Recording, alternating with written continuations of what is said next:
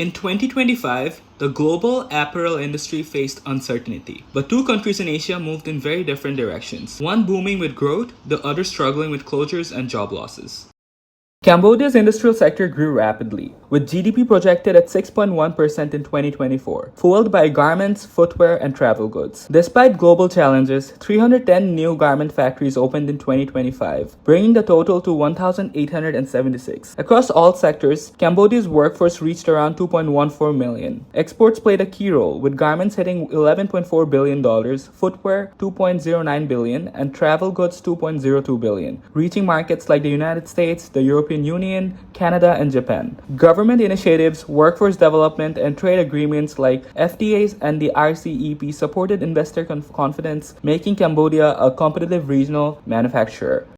Meanwhile, Bangladesh faced a much tougher year. Since August 2024, at least 327 factories closed in industrial hubs like Gazipur, Shavar, and Ashulia, affecting over 115,000 workers, with more than 90,000 losing their jobs permanently. Even though 937 factories opened nationwide, most were small-scale and couldn't make up for losses in larger export-focused factories. Major groups like NASA and Beximco also saw significant layoffs, deepening the employment crisis. The closure had wide-ranging effects. Worker housing emptied, local markets suffered, and many of the unemployed moved into informal work like rickshaw driving, tailoring, or small shops. The garment sector struggled under multiple pressures. First, the US tariff hikes. On top of that, high production costs, inconsistent energy supply, trade frictions with India, airport fire losses, and stricter labor regulations. Overall, export growth was modest, with garment shipments rising just 1.6% and total exports up 0.62% between January and November 2025. While US-bound exports grew nearly 20% in early 2025, EU exports were uneven, with knitwear under pressure and woven garments only slightly up. Looking ahead, Bangladesh's graduation from least developed country status in 2026 could limit preferential trade access and pose new challenges for export industries. Weak private investment